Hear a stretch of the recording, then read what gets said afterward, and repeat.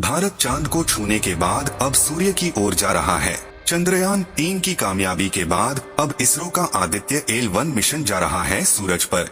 Lander Vikram और rover प्रज्ञान के चांद पर उतरने का जश्न अभी खत्म भी नहीं हुआ है कि इंडियन स्पेस रिसर्च ऑर्गेनाइजेशन यानी इसरो ने एक ऐसा ऐलान कर दिया जिससे पूरी दुनिया हैरान है।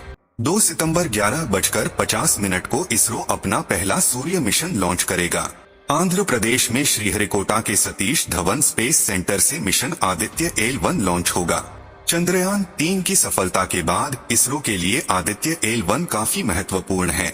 इसरो के पहले सूर्य मिशन के नाम में 2 शब्द हैं, पहला आदित्य और दूसरा एल-1 यानी लैग्रेंज पॉइंट। आपको बता दे, आदित्य शब्द संस्कृत से लिया गया है जिसका अर्थ सूर्य होता है और तमाम हिंदू ग्रंथों में भगवान सूर्य को आदित्य भी कहा गया है। अब आपको एल-1 के बारे में थोड़ा डिटेल में समझाते हैं, कैसे काम करेगा, क्या खोज करेगा और कितने दिनों तक रहेगा। एल-1 का मतलब है लैग्रेंज पॉइंट 1। लैग्रेंज पॉइंट ऐसे पॉइंट होते हैं जो अंतरिक्ष में 2 पिंडों के बीच होते हैं, जैसे सूर्य और पृथ्वी के बीच एक खास लोकेशन।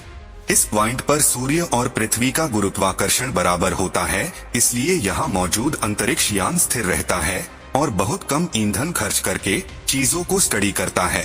इस पॉइंट पर सूरज के ग्रहण का असर नहीं पड़ता है।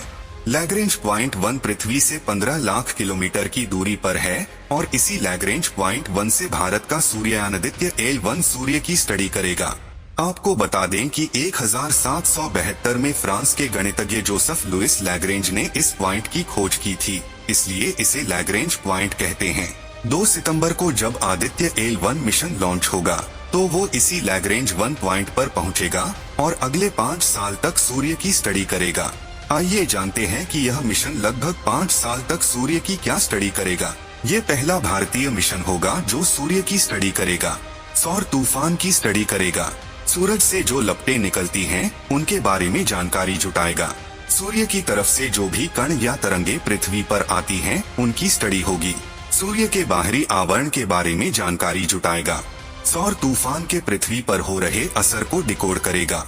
इससे ये फायदा होगा कि सूरज की गतिविधियों से जो पृथ्वी पर बदलाव आते हैं, उन्हें हम बेहतर तरीके से मैनेज कर पाएंगे। लेकिन ये इतना आसान नहीं है। आदित्य एल-1 को सूर्य की भयंकर गर्मी का सामना करना होगा और सूर्य से निकलने वाले खतरनाक रेडिएशन से बचना होगा। इसके साथ ही उसे सौर तूफान का भी सामना करना होगा। आदित्य एल-1 इतनी गर्मी और खतरनाक रेडिएशन से बच पाए, इसका ध्यान रखा गया है। अब जानते हैं आदित्य एल-1 काम कैसे करेगा। आदित्य एल-1 में 7 पेलोड यानी विशेष यंत्र होंगे। ये यंत्र सूरज की किरणों की जांच अलग अलग तरह से करेंगे, सौर तूफानों से जुड़ी गणनाएं करेंगे। इसमें HD कैमरे भी लगे होंगे। सूर्य की हाई रेजोल्यूशन तस्वीरें अन्य डेटा के साथ हमें मिलेंगी। फिर इस डेटा को इसरो के वैज्ञानिक बाद में स्टडी करेंगे। चंद्रयान-3 के तहत विक्रम की लैंडिंग के 10 दिन के अंदर इतना बड़ा मिशन लॉन्च करना एक चुनौतीपूर्ण काम है, जिसके लिए इसरो की तैयारी पूरी हो चुकी है। इसरो अपने सूर्य मिशन आदित्य एल-1 को 2 सितंबर को लॉन्च करने वाला है और उसका आइडिया 2008 में दिया गया था। 2016 में पहली बार 3 करोड़ रुपए का एक्सपेरिमेंटल बजट दिया गया। इसके बाद 2019 में आदित्य एल-1 के लिए 378 करोड़ रुपए का बजट जारी किया गया। इसमें लॉन्चिंग का खर्च शामिल नहीं था।